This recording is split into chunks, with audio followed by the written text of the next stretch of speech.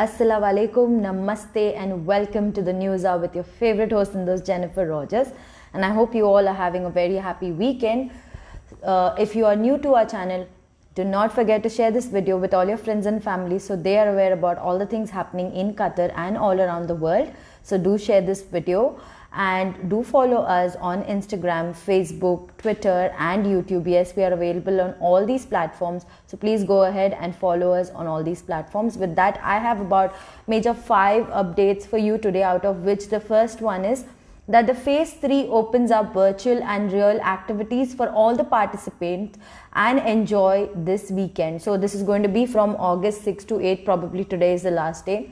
This is the first weekend of phase 3 announced by the state of Qatar, and people have a multitude of indoors and outdoor activities that they can indulge in. Now, a majority of the events are still virtual based, but on the other hand, certain out-of-home activities are also available, providing precautionary measures as per the ministry's guidelines are kept in mind. We all should remember that coronavirus is still a lurking threat that has not been defeated completely, not only in Qatar but also in many countries around the globe. So please do strictly follow the pandemic precautionary measures issued by the authorities when you are going out of your home.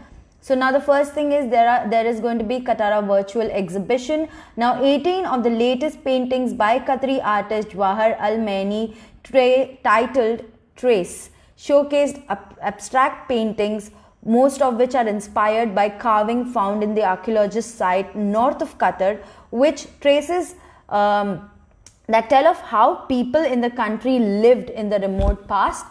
For a virtual tour, you can always visit the website www.Qatara website. Now, there's also a virtual exhibition on culture conclusions on Qatara. So, the diverse virtual exhibition hosted by Qatara by various artists. For a tour, just visit their website and you'll get it. Now, QNTC virtual fashion show. So, the modern and trendy ready-to-wear international designers and abaya by local designers will be presented at Qatar's first ever fashion show hosted by Qatar Tourism Council, that's QNTC.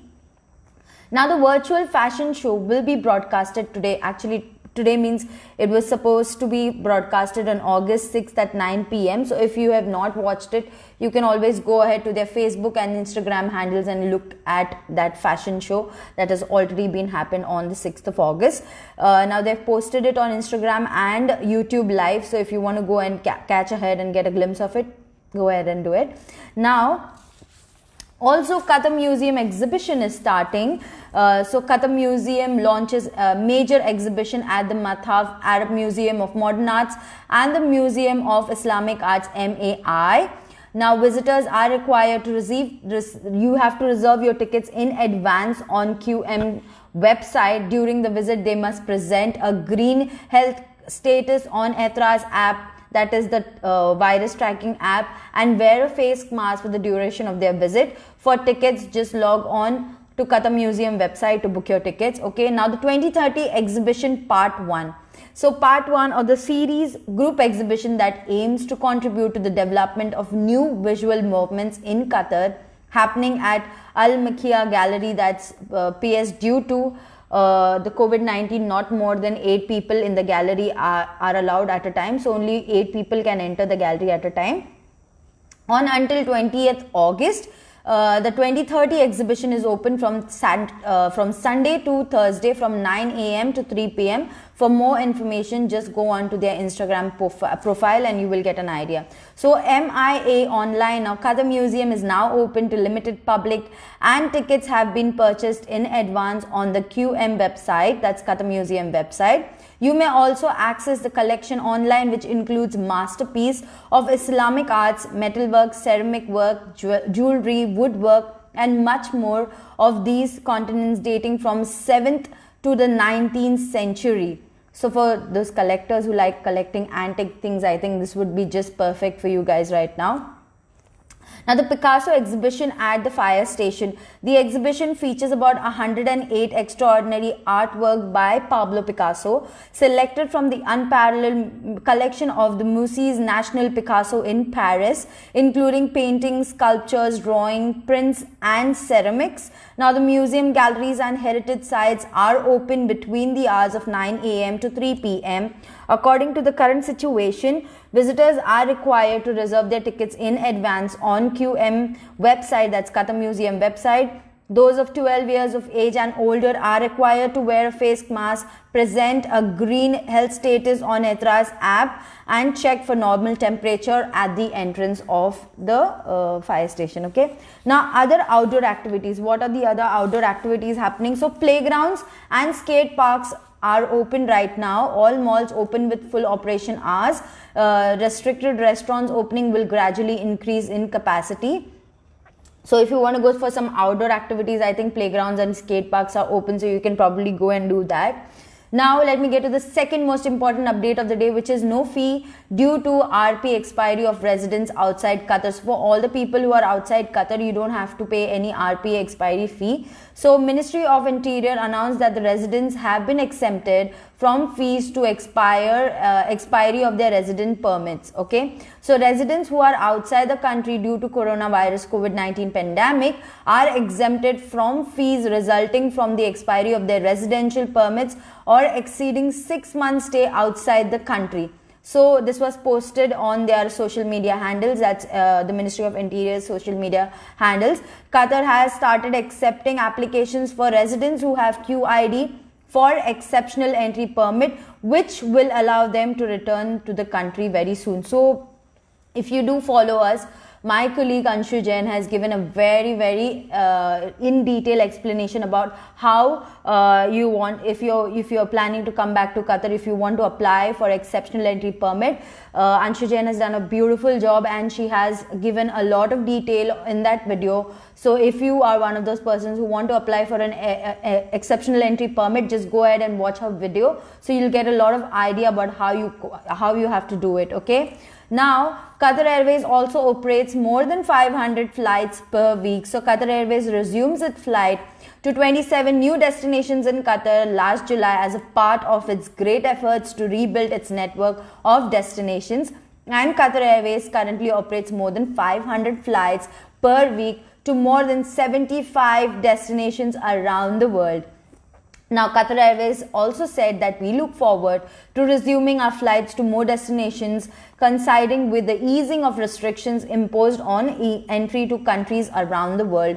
Now, Qatar Airways recently announced it will gradually restart its global network for destinations in line with the increasing demand of travel and the easing of restrictions to entry to many countries around the world. Qatar Airways is looking to operate its flights to 80 destinations worldwide, and Qatar Airways has taken a leadership position during this crisis thanks to the determined efforts to the travelers to return to their travelers to the country, and the safety and security, especially when compared to other airlines that suspended the operations.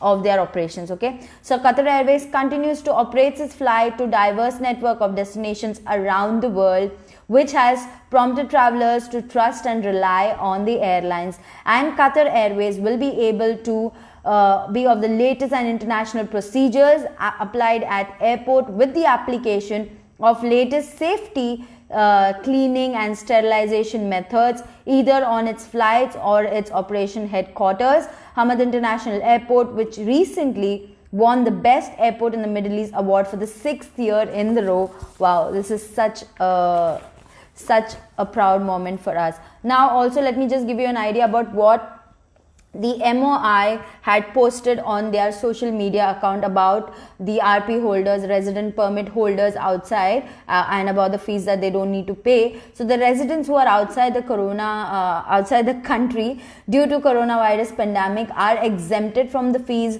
resulting for the expiry of their resident permits or for exceeding 6 months stay outside the country, the Ministry of Interior announced in a tweet yesterday. Now this was the tweet that they had put up on their Twitter account. So residents who are outside the country due to coronavirus #COVID-19 pandemic are exempted from fees resulting for the expiry of their residential permit or exceeding 6 months stay outside the country. So even if your resident permit is expired, there will be no penalty, no fees for you to pay. And even if you are outside the country for more than 6 months, you still will not be paying any penalties or fees. So they have been exempted. They have exempted this for you guys.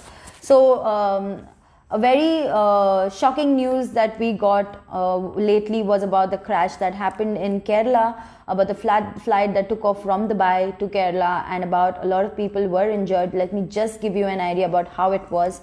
And it just keeps coming on, a lot of bad news every now and then, but then all we can do is pray for the situations to get better and pray for all the injured to recover soon, and pray for all the lost souls. So a dozen of local residents rushed to the airport at Kerala's Kozhikode on Friday as they heard a terrible thud after the Air India Express plane overshot the tabletop runway at the airport and fell into a valley that was 30 feet below.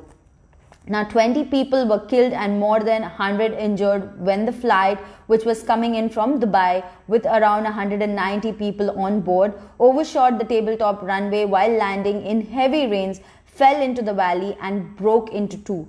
Now the captain Deepak Sathe, the pilot in command, and his co-pilot Akhilesh Kumar were among those two who died.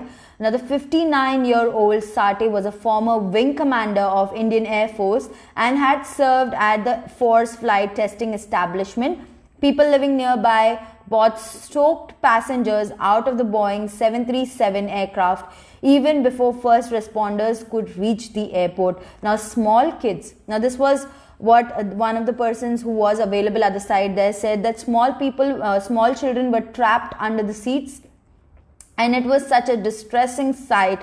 When we reached there, some were deplaned. And a local resident who quoted saying that many of them were seriously injured, people's leg were broken. He also said that my hand and shirt was soaked in blood of the injured people. He also added on. Now the television footage of the accident site showed that the aircraft split into two parts and lay shattered on the ground. Now another man in the rescue operation told a television news channel that the injured pilot of the aircraft was taken out of the cockpit after it broke.